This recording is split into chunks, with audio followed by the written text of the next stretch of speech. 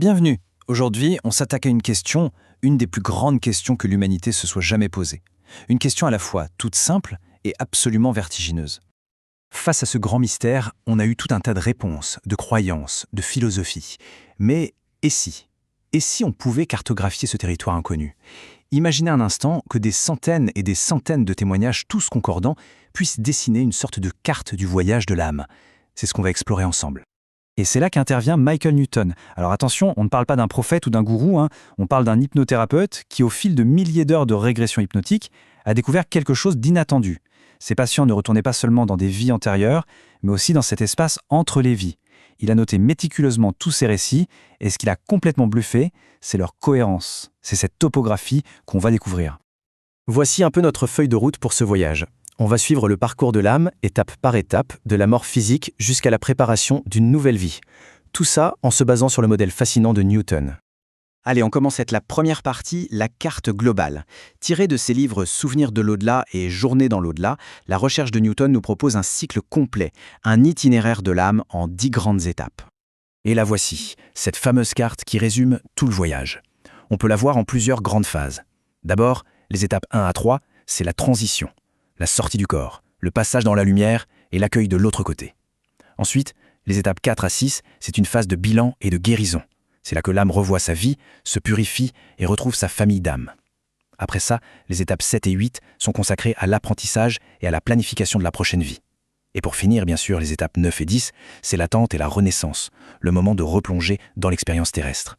On va maintenant regarder tout ça de plus près.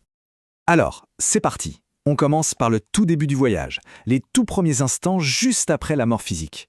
Comment ça se passe concrètement quand l'âme quitte son enveloppe terrestre pour rejoindre le plan spirituel ? Ce qui est vraiment frappant dans tous les témoignages, c'est à quel point ce processus est décrit comme paisible. La peur ou la confusion du début, si elle existe, s'efface très vite pour laisser place à une sensation de libération totale.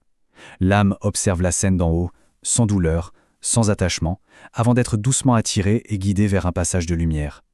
C'est vraiment une transition, pas une fin brutale. Et après ce passage de lumière, il n'y a pas le grand vide. Au contraire, il y a un véritable comité d'accueil. Des proches déjà partis, des amis, des guides spirituels, ils sont là. Les témoignages parlent d'un moment rempli d'un amour immense, de tendresse et même de rire et d'humour.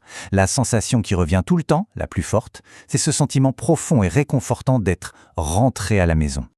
Bon, l'âme est arrivée. Et maintenant, qu'est-ce qui se passe ? On entre là dans le cœur de l'expérience de l'entrevie. C'est une phase très active, faite de guérison, d'apprentissage et de reconnexion.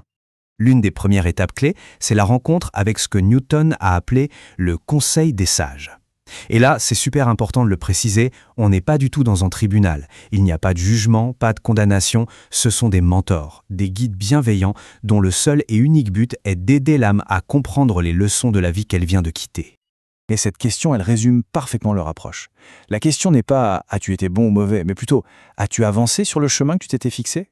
L'âme revoit sa vie, non pas pour être jugée, mais pour ressentir, avec une empathie totale, les conséquences de ses actes, le bien comme le mal, et pour mesurer son propre progrès. Après cette revue de vie, qui peut être assez intense émotionnellement, il faut une phase de repos et de purification.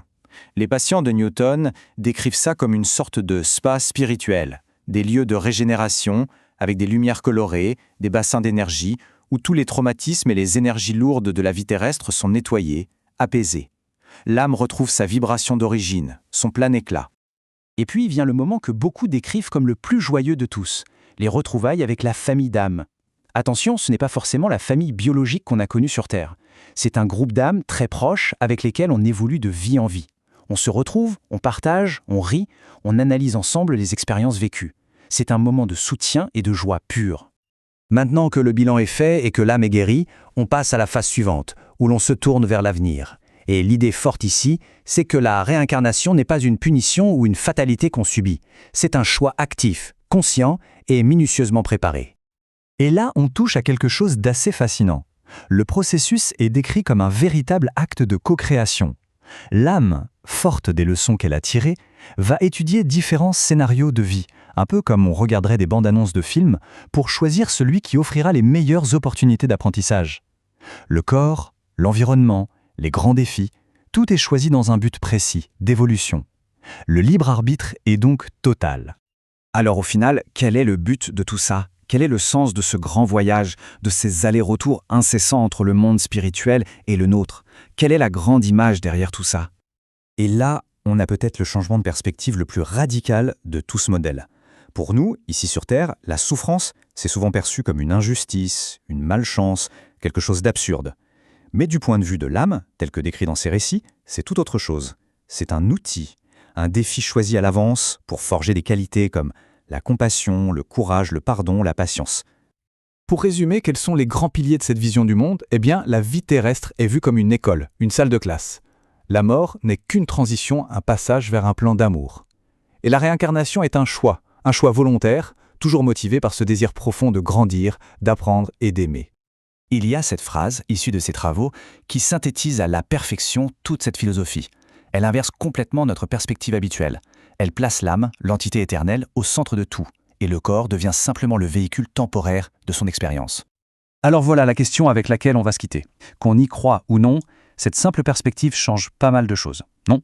Voir sa vie non pas comme une suite de hasards et d'accidents, mais comme un parcours intentionnel, un chemin choisi, riche de sens et de leçons.